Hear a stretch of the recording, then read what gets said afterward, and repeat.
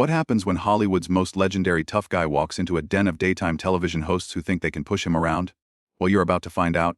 And trust me, this is one confrontation you won't see coming. Clint Eastwood, the man who made careers out of staring down bad guys and delivering justice with a whisper, found himself face to face with Joy Behar in what started as a routine promotional appearance, but quickly spiraled into television chaos. Before we dive into this explosive encounter, make sure you hit that subscribe button and drop a comment below because this story is going to leave you speechless. The cameras rolled live and Whoopi Goldberg smiled warmly at their guest. "Ladies and gentlemen, please welcome the legendary Clint Eastwood," she announced as the studio audience erupted in applause.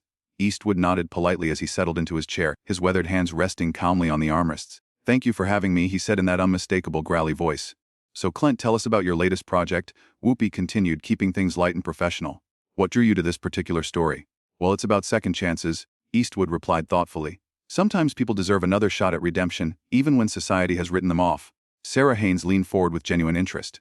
"That's such a beautiful theme. How do you choose which stories to tell at this stage in your incredible career?" "I look for truth," Eastwood answered simply.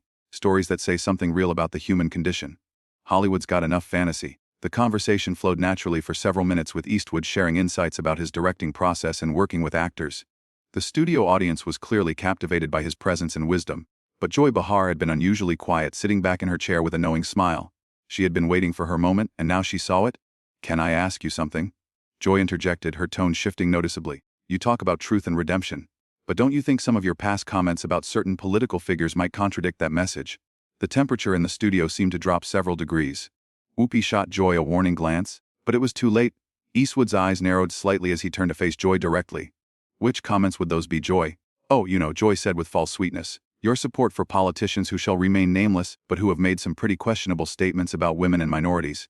"I don't recall making any statements that disparaged women or minorities," Eastwood replied evenly, his voice carrying that familiar steel edge that movie audiences knew well. But by association, Joy pressed on, clearly enjoying herself. "Don't you think your political endorsement sent a message?" The other hosts exchanged uncomfortable glances. This wasn't the direction anyone had planned for the interview to go. Eastwood leaned back in his chair and fixed Joy with a stare that could have frozen water. "Young lady, I've been in this business since before you were born. I've worked with people of every background, every political persuasion, and I judge them by their character, not their party affiliation." "Young lady," Joy's voice rose an octave, "excuse me, but I think I have every right to ask tough questions of my guests. And I have every right not to answer gotcha questions from someone who's more interested in creating controversy than having a conversation." Eastwood shot back, his calm demeanor never wavering despite the edge in his voice. Joy's face flushed red. "Gotcha questions? I'm asking about your public statements, Clint. That's called journalism. Is that what we're calling it now?" Eastwood replied with a slickle that somehow made the insult even more cutting. "In my day, journalism involved research and facts, not fishing expeditions." Whoopi tried to intervene. "Let's maybe get back to talking about your film, Clint." But Joy wasn't backing down. "No, I think this is important. You can't just come on television and expect softball questions when you've made controversial political statements," such as Eastwood's voice remained steady, but his eyes had that dangerous glint that anyone who'd watched his movies would recognize. "Well, there was that whole empty chair thing," Joy said smugly, referring to a political convention appearance from years earlier. "You mean when I used a creative metaphor to make a point about political accountability?" Eastwood replied. "Yeah, I remember that. What about it? Don't you think it was a little, unhinged?" Joy pressed, clearly thinking she had found her angle. The studio audience was dead silent now. Even the crew members had stopped moving, sensing that something significant was happening. Eastwood leaned forward slightly, his voice dropping to that whisper-quiet tone that was somehow more intimidating than shouting. "Joy, let me ask you something. How many films have you made? What does that have to do with anything?" Joy shot back defensively. "Just answer the question. How many films have you directed, produced, or starred in? That's not the point. I'm a television host and comedian." "Right, and how many Academy Awards have you won?" Joy's voice was getting higher. "Again, that's not relevant to this discussion. How about this then?" Eastwood continued, his tone becoming more pointed. "How many careers have you launched? How many young actors have you given their first break? How many stories have you told that actually meant something to people?" "I entertain people every day on this show," Joy replied, but her confidence was clearly shaking. "Do you?" Eastwood asked with genuine curiosity. "Because from where I'm sitting, it looks like you ambush guests and try to create controversy for ratings. Is that your idea of entertainment?" Sarah Haynes jumped in, trying to lighten the mood. "Clint, your films have entertained millions of people around the world. What's been the most rewarding part of your career?" But Eastwood wasn't ready to let Joy off the hook yet. "You know what, Sarah? I'll answer that.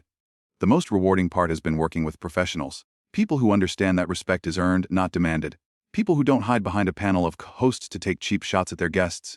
Joy's mouth fell open. "Cheap shots? I'm asking legitimate questions about your political views." "No," Eastwood corrected her. You're trying to create a viral moment for your social media clips. There's a difference between asking about someone's views and trying to ambush them. I'm not ambushing anyone, Joy protested. I'm doing my job. Your job is to interview guests about why they're here. Eastwood replied calmly, I came here to talk about a film I'm proud of, a story about redemption and second chances. You want to talk about politics and create drama? Whoopi made another attempt to steer the conversation. The film does sound fascinating, Clint. Can you tell us about the main character? It's about a man who's made mistakes, Eastwood said, his eyes still locked on Joy, but who's trying to do better. Sometimes the biggest obstacles aren't the ones in front of you, but the people who want to keep you defined by your past instead of letting you grow. The metaphor wasn't lost on anyone in the studio, least of all Joy, who was clearly getting more agitated by the minute. That's a beautiful message, Sarah said, clearly trying to keep things on track. Redemption is such a powerful theme in storytelling, but Joy wasn't about to let the moment pass. Speaking of redemption, don't you think some people are beyond it? I mean, when someone consistently supports divisive politics, at what point do we stop giving them chances? Eastwood's jaw tightened almost imperceptibly. Are we talking about the character in my film, or are you trying to make this personal again? I'm talking about accountability, Joy replied with false righteousness. Public figures have a responsibility to their fans, do they now? Eastwood's voice carried that dangerous quiet that anyone familiar with his movies would recognize. And what responsibility do television hosts have to their guests? To ask the tough questions that matter? Joy shot back immediately. No, Eastwood said firmly, to treat people with basic human decency, something you seem to have forgotten. The other hosts exchanged panicked glances. Whoopi was frantically trying to signal the producers, but Joy was too caught up in what she thought was her moment of triumph. Human decency. Joy laughed harshly. That's rich coming from someone who spent decades playing violent characters and glorifying gun culture. The studio audience gasped audibly. Even by The View standards, this was crossing a line. Eastwood sat back in his chair and studied Joy for a long moment, as if seeing her clearly for the first time. You know what your problem is, Joy? Enlighten me, she replied sarcastically. You think being loud makes you right? You think being confrontational makes you brave, but all it really makes you is a bully hiding behind a microphone. Excuse me. Joy's voice reached a pitch that made everyone in the studio hiss. You heard me? Eastwood continued, his voice remaining steady and controlled. You sit here day after day taking shots at people who can't fight back effectively because they're guests on your show. You think that makes you powerful, but it just makes you small. How dare you call me small? Joy stood up from her chair, her face bright red with rage. I've been doing this job for years. I've interviewed presidents, celebrities, world leaders, and how many of them left here feeling like they'd been treated with respect? Eastwood asked pointedly. How many walked away thinking that was a professional interview? Joy was sputtering now. I don't have to take this from you or anyone else. You're absolutely right, Eastwood agreed calmly. You don't have to take anything from me, just like I don't have to sit here and let you turn what should have been a conversation about art into your personal political theater. Whoopi finally found her voice. Clint, Joy, maybe we should all take a breath here. No, Whoopi, Eastwood said, standing up slowly. I think Joy and I understand each other perfectly now. Joy was practically vibrating with anger. You can't just walk out of an interview because you don't like the questions. Watch me, Eastwood replied with that iconic squint. I came here as a courtesy to talk about something I care about. I didn't come here to be your punching bag for the day. This is live television, Joy protested. You can't just leave, can I? Eastwood asked, already reaching for his microphone. See, that's another thing you don't understand, Joy. Real power isn't about cornering someone on live television. Real power is knowing when to walk away. If you leave now, you'll look like you can't handle tough questions, Joy said desperately, sensing her moment slipping away. Eastwood paused and looked directly into the main camera. Folks watching at home, I came here to talk about a film that means something to me. Instead, I got ambushed by someone more interested in viral clips than actual conversation. That tells you everything you need to know about the state of television today. Then he turned back to Joy. As for handling tough questions, lady, I've been handling tough questions since before you knew what a microphone was. The difference is they were usually asked by professionals. Joy's face was now purple with rage. You arrogant has-been. You think you can just insult me on my own show? The words hung in the air like a slap. The studio audience was completely silent. The other hosts looked mortified, and even the crew members were staring in shock. Eastwood slowly turned back to face Joy, and for a moment, his expression was exactly like the characters he'd played in dozens of westerns, calm and dangerous, and absolutely done with the situation. Has been, he repeated quietly. That's interesting coming from someone whose biggest claim to fame is sitting at a table talking about other people's accomplishments. The silence that followed was deafening. You could hear a pin drop in the studio as everyone processed what Joy had just said. Eastwood's expression didn't change, but somehow the air around him seemed to crackle with energy. Has been, he repeated slowly as if tasting the words. You know, Joy, in all my years in this business I've been called a lot of things, but usually by people who had accomplished something themselves. Joy realized she had gone too far, but pride wouldn't let her back down. I've accomplished plenty. Thank you very much. Have you? Eastwood asked, his voice dropping to that whisper that was somehow more terrifying than screaming. Let's see. You've managed to insult how many guests over the years, created how many controversies, destroyed how many interviews that could have been meaningful conversations. I asked the questions that need to be asked, Joy replied, but her voice was shaking now. No, Eastwood corrected her. You ask the questions that get you attention. There's a difference between journalism and performance art, and you seem to have forgotten which one you're supposed to be doing. Whoopi made one final desperate attempt to salvage the situation. Clint, maybe we can start over. Joy, why don't you apologize and we can get back to discussing the film? Joy whirled on Whoopi. Apologize for what? For doing my job? Your job, Eastwood interjected, is supposed to be entertaining and informing your audience, not attacking your guests for sport. I wasn't attacking you, Joy protested weakly. Eastwood laughed, and it was not a pleasant sound. Lady, I've been in actual combat. I know what an attack looks like. The difference is when someone attacked me in the service, at least they had the courage to do it to my face instead of hiding behind a television show format. The other hosts were now openly staring at Joy with expressions ranging from embarrassment to disgust. Sarah looked like she wanted to crawl under the table. Even the studio audience was shifting uncomfortably in their seats. You think you're so tough, Joy said, her voice breaking slightly.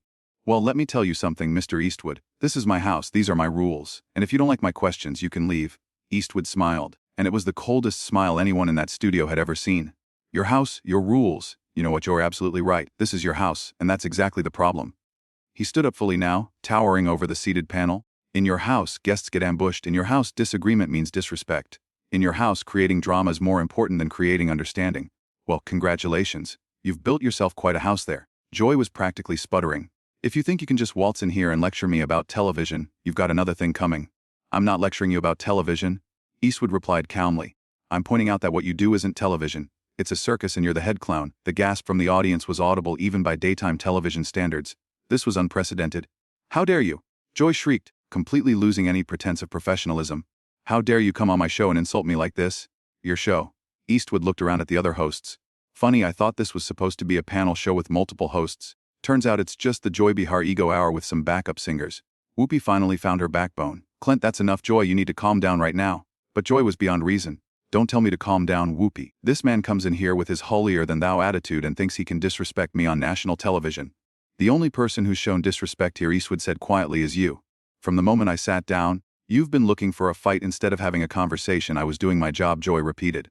But the words sounded hollow now. No, Eastwood shook his head slowly. Your job would be asking me about my work, my process, maybe even my opinions on things related to film. Your job would be making your audience feel like they learned something or were entertained by something worthwhile. He gestured toward the cameras. Instead, you've spent the last 20 minutes trying to embarrass a guest who came here in good faith, and you've succeeded in embarrassing yourself and your show instead. Joy looked around desperately for support, but found none. The other hosts were studiously avoiding her gaze. The audience was clearly on Eastwood's side, and even the crew members were shaking their heads. Fine, she said finally, her voice cracking. If you don't want to answer real questions, then maybe you shouldn't be doing interviews. Eastwood was already removing his microphone, but he paused at those words. Real questions. You want to know what a real question sounds like, Joy? He looked directly into the main camera again. A real question would be, what drives you to keep making films at your age? A real question would be, what advice would you give to young filmmakers? A real question would be, what story are you most proud of telling? Then he turned back to Joy. But those questions require you to actually care about the answers, and we both know you don't. The studio was so quiet you could hear the camera operators breathing. Joy looked like she wanted to say something else, but for once in her career she seemed to be at a loss for words. You know what the saddest part of all this is? Eastwood continued, his voice almost gentle now. You had a chance to have a real conversation with someone who's lived through decades of American cinema history. Instead, you chose to play go-to games like an amateur blogger looking for clicks. He finished removing his microphone and set it carefully on the table. That's not just a waste of your time and mine, it's a waste of your audience's time. They deserve better than this performance you've been putting on. Joy finally found her voice again, but it came out as a screech. Don't you dare lecture me about what my audience deserves. I've been connecting with viewers for decades. Have you? Eastwood asked as he straightened his jacket. Or have you just been yelling at them for decades? Because there's a difference between connecting with people and just making noise. The producers were frantically signaling from behind the cameras, clearly trying to figure out how to handle this unprecedented situation. This was Lev Television, and their biggest guest was walking out after completely dismantling one of their hosts. Security, Joy called out desperately. Get security? Eastwood laughed genuinely for the first time since the interview began. Security? What are they going to do? Joy, arrest me for hurting your feelings. He looked around the studio one more time, taking in the stunned faces of everyone present. You know, I've been in this business for over 60 years. I've worked with the best directors, the finest actors, the most professional crews in the world, and in all that time, I've never encountered anyone quite like you. Is that supposed to be a compliment? Joy asked sarcastically, trying desperately to regain some control of the situation. Take it however you want, Eastwood replied. But just remember, when people talk about this interview tomorrow, They're not going to be talking about your tough questions or your journalistic integrity. They're going to be talking about how you completely lost your composure and embarrassed yourself on live television. With that devastating final blow, Clint Eastwood walked calmly toward the studio exit, leaving behind a panel of stunned hosts, a shocked audience, and one completely humiliated Joy Behar, who was still trying to figure out how she had lost control so completely. As the studio doors closed behind him, the cameras captured Joy's face red with rage and embarrassment while the other hosts sat in stunned silence, knowing they had just witnessed television history. But not the kind anyone would want to be remembered for. So, there you have it, folks. What started as a routine promotional interview turned into one of the most explosive confrontations in daytime television history. Clint Eastwood proved that even in his nines he's still the fastest draw in Hollywood. Except this time his weapon was words, not bullets. Make sure to subscribe for more incredible stories like this one. And let me know in the comments, do you think Joy Behar finally met her match?